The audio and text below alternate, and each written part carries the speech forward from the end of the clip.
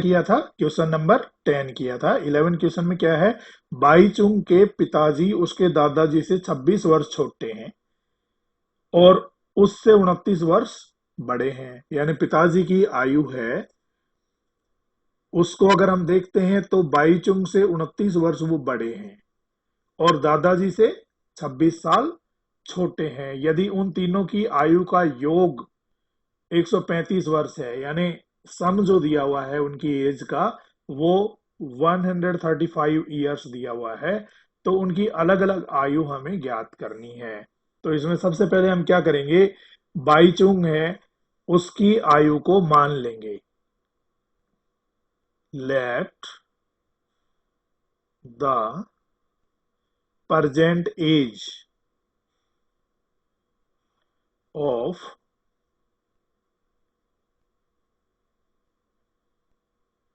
Baichung be, और इसको हम मान लेते हैं x। समझ में आ रहा है बेटा? Hello, yes sir. ठीक है। यहां पर हमने Yes, क्या sir. किया, बाईचुंग की आयु को मान लिया, माना बाईचुंग की आयु है वो x वर्ष है। Let the age of Bhaichung be x। इसके आगे यूनिट भी हम लिख देंगे, ईयर्स। अब इस आयु से बाकी को हम कंपेयर करते हैं। देखिए, उसके जो पिताजी हैं वो 29 वर्ष बड़े हैं बाईचुंग से, दिया हुआ है ना इसमें, देखिए यहां पर दिया हुआ है, Yes, sir. उससे 29 Yes. वर्ष बड़े हैं। यानी 29 वर्ष बड़े हैं, तो पिताजी की आयु जब हम निकालने जाएंगे तो हमें क्या करना होगा, बाईचुंग की आयु में 29 जोड़ देंगे। Yes, sir. तो the age of Baichung father, Baichung's father, Baichung के पिताजी की आयु इज इक्वल टू, अब x तो बाईचुंग की आयु है और बाईचुंग से 29 साल बड़े हैं, तो 29 साल हम इसमें क्या करेंगे, जोड़ देंगे। x प्लस 29 ईयर्स, ये किसकी एज हो गई, बाईचुंग के पिताजी की। पिताजी की। वेरी गुड, फादर की एज हो गई। अब यहां पर क्या दिया हुआ है, दादाजी से 26 साल छोटे हैं, कौन है, पिताजी। यानी बाईचुंग के जो पिताजी हैं वो दादाजी से 26 साल छोटे हैं। मतलब दादाजी कितने हैं, 26 साल उसके पिताजी से बड़े हैं। यस आया या सर। नहीं आया समझ में, दादाजी कितने बड़े हैं, 26 साल बड़े हैं पिताजी 26 से। साल। ठीक है, तो यहां पर दादाजी की एज निकाल लेंगे। एंड अब द एज ऑफ बाईचुंग्स ग्रैंडफादर, मैं शॉर्ट में लिख देता हूं। ठीक है, ये आपकी देखो पिताजी की उम्र तो थी x प्लस 29 थी ना, फादर की एज क्या थी, x yes sir. Plus 29। Plus 29। ठीक है, और इसमें कितना ऐड करेंगे हम दादाजी की एज निकालने के लिए, सर x प्लस 26 ऐड कर देंगे, क्योंकि 26 ईयर्स दादाजी बड़े हैं। ठीक है ना, बाईचुंग के पिताजी 26 साल छोटे हैं दादाजी से, तो दादाजी की उम्र 26 साल ज्यादा हो गई ना यहाँ पर। तो दादाजी की उम्र निकालने के लिए पिताजी की उम्र जो x प्लस 29 यहाँ पर दी हुई है, इसमें हम क्या करेंगे, ये 26 साल और जोड़ देंगे, तो ये किसकी उम्र आ जाएगी, दादाजी की। दादाजी की। समझ में आया या नहीं आया, आ गया सर। आ गया। इस तरह से हम तीनों की उम्र है उसको मान लेंगे। अब यहां पर तीनों की उम्र हमने मान ली। अब अकॉर्डिंग टू द क्वेश्चन आ जाइए। क्वेश्चन में क्या कहा गया है, A T Q, according to the question. देखो कहा क्या गया है कि तीनों की आयु का योग है वो 135 वर्ष है। The sum of age of all three is 135 years, यहां पर दिया हुआ है। ठीक है ना, तो हम यस सर। क्या करेंगे, इन तीनों की एज को जोड़ देंगे। सबसे पहले देखो बाईचुंग की एज कितनी है, x। x ठीक है, और फादर की एज कितनी है, x प्लस 29। 29, तो यहां पर लिख देंगे x प्लस 29। और दादाजी की एज कितनी है, देखो x तो ये है, ये नंबर्स हैं, इनको हम ऐड कर सकते हैं ना? Yes sir. कितने हो जाएंगे यस बताओ? सर। बताओ कितने हो जाएंगे? बोलो। 55। Very good. 55 years। ठीक है। अब यहां पर दादाजी की जो एज है वो हम लिख देंगे x प्लस 55। ये तीनों की एज हो गई, ये तो बाईचुंग की एज हो गई, ये पिताजी की हो गई और ये दादाजी की हो गई। तीनों की हो गई ना? Yes sir. अब इन तीनों को हम क्या करेंगे? ऐड कर देंगे, जोड़ देंगे, इनका सम निकाल लेंगे और सम को बराबर कर देंगे कितने के? 135 के, क्योंकि तीनों की जो सम यहाँ पर दे रखा है वो 135 ईयर्स दे रखा है। ठीक है ना बेटा? Yes sir. अब सोल्व कर लेंगे। देखो x plus x plus x, कितने x हो गए? 3x। 3x हो गए। और यहां पर नंबर्स में देखिए 29 और 55 ऐड कर देंगे, इसको कितना हो जाएगा? बोलो। 84। 84। Very good. और यहां पर RHS में हमारे पास है 135। अब इसको हम ट्रांसफर कर सकते हैं ना RHS में? Yes sir, -84। -84 हो जाएगा। Very good. तो इसको हम क्या करेंगे? यहाँ पर ट्रांसफर कर देंगे। 3x तो यहाँ पर LHS में रख लिया और इज इक्वल टू 135 हमारा RHS में ऑलरेडी है ना? तो इसको तो ऐसे कैसे लिख लिया। और इस 84 को जब हम RHS में लेकर के आएंगे, ट्रांसफर करेंगे, तो क्या हो जाएगा? -84। -84। ठीक है। माइनस कर सकते हैं हम? कर सकते हैं ना? करो। 51। 51। ठीक है। 51 यहां पर रिमाइंडर रह गया। अब आगे देखिए आपके, ये 3 है, इसको भी हम ट्रांसफर करके RHS में ला यस सकते हैं। सर। तो इसको जब हम RHS में लेकर के आएंगे तो क्या हो जाएगा? x = 51/3। हाँ, 3 है वो डिवाइड करेगा इसको, तो डिवाइड करेगा तो क्या आंसर आएगा? 17। 17। यानी x की जो हमारी वैल्यू है वो क्या आ गई? 17 ईयर्स। ठीक है। अब क्वेश्चन में यस x की सर। वैल्यू पूछी है क्या? No sir. क्या पूछा है? उनकी अलग अलग आयु ज्ञात करनी आयु। है। ठीक है ना? तो सबसे पहले हम क्या करेंगे? बाई चुंकी निकाल लेंगे। बाई चुंकी हमने कितनी मानी थी? x। x। x मानी थी। तो सर। यहां पर हम लिख देंगे सो द एज आपके age of Bhaichung is equal to 17 years. ठीक है बेटा। Yes sir. अब दूसरी किसकी है? पिताजी की। फादर की एज कितनी है? x plus 29। तो x की वैल्यू में 29 को ऐड कर देंगे। ठीक है। And the age of Baichung's father. ठीक है। फादर की एज हम यहां पर ले लेंगे, कितनी आएगी बताइए? 17 तो x की वैल्यू हो गई यहां यस पर, सर। और प्लस 9। 29, तो 17 में 29 को प्लस कर देंगे, कितना हो जाएगा बताइए? 46। 46 ईयर्स। ठीक है। And the age of Baichung's grandfather. दादाजी की उम्र कैसे निकालोगे बताओ? पहले तो x की वैल्यू लिखेंगे सर और x 17, हाँ, प्लस 29, 29 क्यों, डायरेक्ट 55 करो ना, हमने यहाँ ऐड कर दिया ना, देखो 55 ये कर दिया, Yes, sir. Yes. x plus 55 है, तो x की वैल्यू में 55 को डायरेक्ट ऐड कर देंगे, तो क्या हो जाएगा ये 72.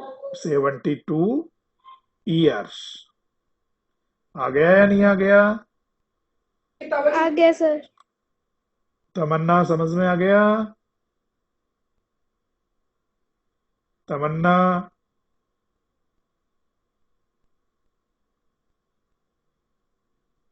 ठीक है, चलिए नेक्स्ट क्वेश्चन देखते हैं।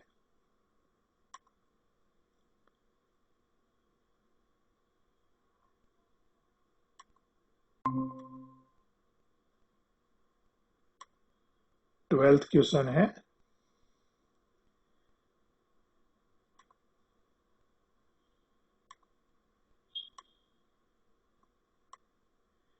क्या दिया हुआ है इसमें, देखिए 15 वर्ष बाद रवि की आयु उसकी वर्तमान आयु से 4 गुनी हो जाएगी। रवि की वर्तमान आयु क्या है? 15 years from now, Ravi's age will be 4 times his present age. What is Ravi's present age? यहाँ पर देखिए रवि की वर्तमान आयु पूछी गई है और रवि की ही केवल आयु दी हुई है, तो हम पहले क्या करेंगे, रवि की आयु को मान लेंगे। Let the present age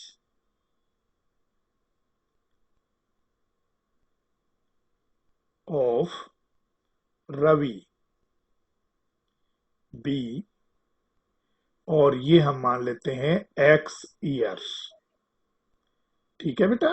Yes, sir. अब रवि की वर्तमान आयु हमने x वर्ष मान ली, अब 15 वर्ष बाद उसकी उम्र कितनी हो जाएगी? जैसे मान लो कोई बच्चा अभी 10 साल का है, हम कहें 15 साल बाद कितने का हो जाएगा?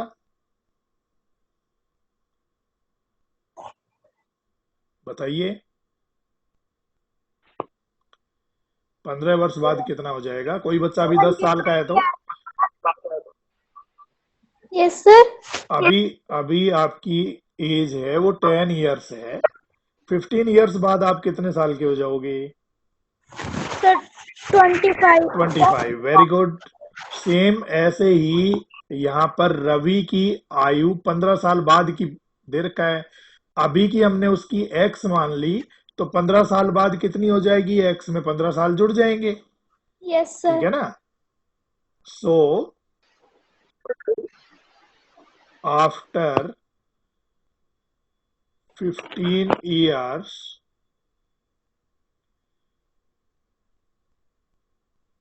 Ravi's age will be, 15 साल के बाद रवि की उम्र होगी, कितनी होगी? X x plus plus 15. 15 years, ठीक है। ये Yes. 15 साल बाद की उम्र हो गई। अब क्वेश्चन में क्या कहा गया है कि वर्तमान आयु से 4 गुनी हो जाएगी 15 साल बाद की उम्र, ठीक है ना। जो प्रेजेंट एज है उससे 4 टाइम्स होगी, तो यहां पर हम दोनों को ले लेते हैं according to the question. According to the question, person के अनुसार। सबसे पहले देखो 15 साल बाद की एज ले लेते हैं x प्लस 15, और वर्तमान एज ले लेते हैं अभी की प्रेजेंट एज x। x तो प्रेजेंट एज है और Yes, sir. x प्लस 15 है, ये 15 ईयर्स बाद की एज है। अब दोनों में क्या रिलेशन दे रखा है कि 15 वर्ष बाद रवि की आयु उसकी वर्तमान आयु से 4 गुनी हो जाएगी, यानी प्रेजेंट जो एज है उससे क्या हो जाएगी? 4 गुना। 4 गुनी. तो इस प्रेजेंट एज को अगर हम 4 से गुना कर दें तो दोनों क्या हो जाएंगे? बराबर हो जाएंगे, Yes, sir. ठीक है बेटा। ये हमारा समीकरण बन गया, इक्वेशन हो गया। अब अगर हम इसमें से x को इधर ट्रांसफर कर दें तो वेरिएबल सेपरेट हो जाएंगे, नंबर सेपरेट हो जाएंगे, ठीक है ना। Yes, sir. तो हम क्या करेंगे, इस x को ट्रांसफर कर देंगे, इधर 15 है 15 रह जाएगा, इज इक्वल टू 4x था 4x ही रहेगा, लेकिन ये x ट्रांसफर होकर के RHS में आएगा, तो क्या होगा बेटा? बताइए क्या करेंगे x को? Sir. यहाँ पर x पॉजिटिव है, x से पहले कोई साइन नहीं दे रखा ना यहाँ पर, कोई साइन यस नहीं है, सर। तो इसको क्या मानेंगे हम, पॉजिटिव। तो इसको जब ट्रांसफर करेंगे आरएचएस में तो सर माइनस का। हाँ वेरी गुड, नेगेटिव हो जाएगा, माइनस का हो जाएगा। ठीक है। Yes sir. अब आगे देखिए, 15 इज इक्वल टू 4x में से x को माइनस करेंगे तो क्या बचेगा, 3x। 3x। Very good. अब ये 3 है, इसको भी हम ट्रांसफर कर सकते हैं ना, यस सर। तो इसको भी ट्रांसफर कर देंगे, एलएचएस में ले आएंगे इसको। 15 यहाँ ऑलरेडी था, 3 ये ट्रांसफर होकर के यहाँ आएगा तो क्या होगा बताइए।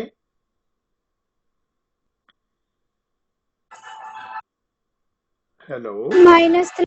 माइनस क्यों होगा बेटे, 3x से क्या हो रहा है, मल्टीप्लाई हो रहा है ना, बीच में साइन नहीं है, मतलब गुणा हो रहा है। ठीक है ना, जब किसी सर ना डिवाइड। डिवाइड होगा। Very good. इसको हम क्या करेंगे, यहाँ पर डिवाइड करेंगे ट्रांसफर करके, तो 3 से 15 कट हो जाएगा, कितने टाइम्स यस होगा, सर। 5 टाइम्स, 5। 5 बारी। तो x की वैल्यू क्या आ गई, 5। ठीक है ना। अब हमने यस x सर। क्या माना था, उसकी प्रेजेंट एज मानी थी रवि की, और प्रेजेंट एज ही सवाल के अंदर पूछी गई है। ठीक है ना, तो हम यहां यस पर क्या सर। लिख देंगे, सो यहां लिख देता हूं मैं,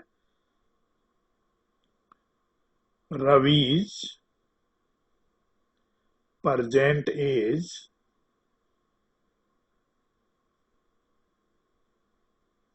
इज इक्वल टू 5 और ईयर्स।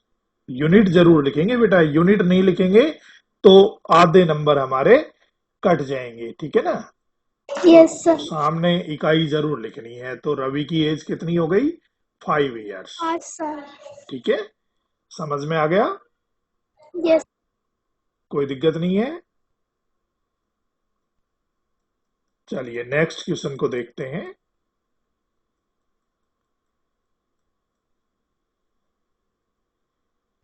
नेक्स्ट क्वेश्चन आपका है,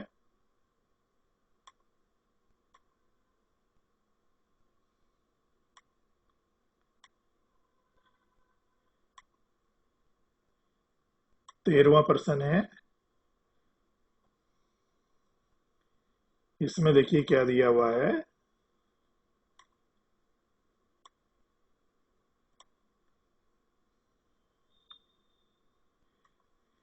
एक परिमेय संख्या को 5/2 से गुणा कर 2/3 जोड़ने पर -7/12 प्राप्त होता है, वह संख्या क्या है। यानी हमें क्या करना है, वो नंबर फाइंड आउट करना है जिसमें पहले तो 5/2 से मल्टीप्लाई करें और फिर 2/3 उसमें ऐड करें, तो आंसर क्या आना चाहिए, -7/12। ऐसा फ्रैक्शन हमें निकालना है। तो पहले हम यहां पर मान लेंगे, लेट द नंबर बी, और ये हम मान लेते हैं x। ठीक है, अब x हमने मान लिया, तो यहां पर according to the question, person के अनुसार, प्रश्नानुसार हिंदी मीडियम वाले लिखेंगे। सबसे पहले देखिए, x ले लिया हमने, अब इसको गुणा कितने से करना है, 5/2 से। 2 से। 5/2 से हम क्या करेंगे, इसको मल्टीप्लाई करेंगे। ठीक है, तो पहले तो हम ये मल्टीप्लाई कर देंगे और फिर इसमें ऐड करना है 2/3, 2/3 इसमें क्या करना है, ऐड करना है, और ऐड करेंगे तो आंसर क्या आएगा, -7 -7/12। 12। Very good. तो ये हमारा इक्वेशन बन गया। अब यहां पर देखिए, x को 5 से मल्टीप्लाई करेंगे तो क्या हो जाएगा, 5x। 5x, और अपॉन 2 दिया हुआ है, यहां पर दिया हुआ है ना, तो अपॉन 2 यस ले सर। लेंगे, प्लस थोड़ा सा मैं इसको खुला खुला ले लूं, 2/3 और इज इक्वल टू -7/12। ठीक है, अब देखिए कोई भी इक्वेशन जब इस तरह से होती है कि उसमें डिनोमिनेटर दिया हो, हर दिया हो, ठीक है ना, चाहे एक के दिया हो, चाहे दो टर्म में दिया हो, चाहे तीनों टर्म में दिया हो, तो हम क्या करेंगे, जो डिनोमिनेटर होते हैं उनका एलसीएम ले लेंगे, ठीक है, और एलसीएम से Yes, sir. सभी टर्म को मल्टीप्लाई कर देंगे। यहां पर देखो, इसका डिनोमिनेटर 2 है, इसका 3 है, इसका 12 है, तो 2, 3 और 12, इन तीनों का एलसीएम क्या होगा बताओ? 2, 3 और 12, तीनों का एलसीएम क्या होगा? 12 हो जाएगा। एलसीएम Yes, निकालना sir. आता है ना आपको? Yes, sir. तो 12 एलसीएम आ जाएगा। तो एलसीएम से इन तीनों को मल्टीप्लाई कर देंगे 12 से, इस फर्स्ट टर्म को, इस सेकंड टर्म को और लास्ट टर्म को, तीनों को क्या करेंगे, 12 से मल्टीप्लाई कर देंगे। तो ये डिनोमिनेटर है, ये हमारा हट जाएगा। कैसे हटेगा? देखो, 2 से 12 को कट करेंगे तो कितने टाइम्स कट होगा? 6 times. और 6 को 5x से मल्टीप्लाई करेंगे तो 30x. 30x प्लस, अब 3 से 12 कट हो गया 4 टाइम्स, 4 को 2 से मल्टीप्लाई 8. किया तो 8 अपॉन 1 रह गया, 1 लिखने की आवश्यकता नहीं है। ऐसे ही यहां पर 12 से 12 कट हो गया तो क्या बचा? 7. -7, ठीक है। Yes, sir. अब ये हमारा जो इक्वेशन है ये सिंपल इक्वेशन बन गया। अब इसको सोल्व कर लेंगे। 30x इज इक्वल टू -7, तो हमारा -7. ऑलरेडी यहाँ था, ठीक है ना। Yes, sir. इस 8, हाँ, -8. -8, वेरी गुड, 8 को हम ट्रांसपोज कर देंगे। अब दोनों माइनस के है ना, ये 7 भी Yes, माइनस sir. का है और 8 भी माइनस का है, तो क्या करेंगे, जोड़ेंगे या घटाएंगे? सर जोड़ेंगे. जोड़ेंगे, वेरी गुड। 15 इसका सम हो गया और बड़ा नंबर 8 माइनस का है, माइनस. तो आंसर भी माइनस होगा। यानी ये हो गया 30x इज इक्वल टू -15। अब 30 को भी ट्रांसफर कर सकते हैं ना हम, यस सर. तो क्या हो जाएगा? अपॉन 15/30. 30 कट हो गया 1 टाइम्स और यहाँ पर 2 टाइम्स, यानी -1/2। ये हमारी आ गई x की वैल्यू, यानी x हो गया इज इक्वल टू -1/2। अब x हमने क्या यहाँ पर माना था?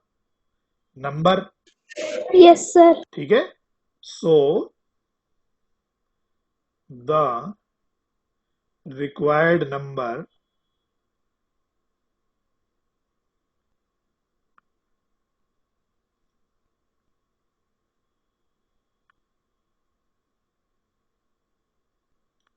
Is equal to -1/2। ये हमारा आंसर हो गया। समझ में आ गया या नहीं आया बेटा? आ गया सर. कोई दिक्कत?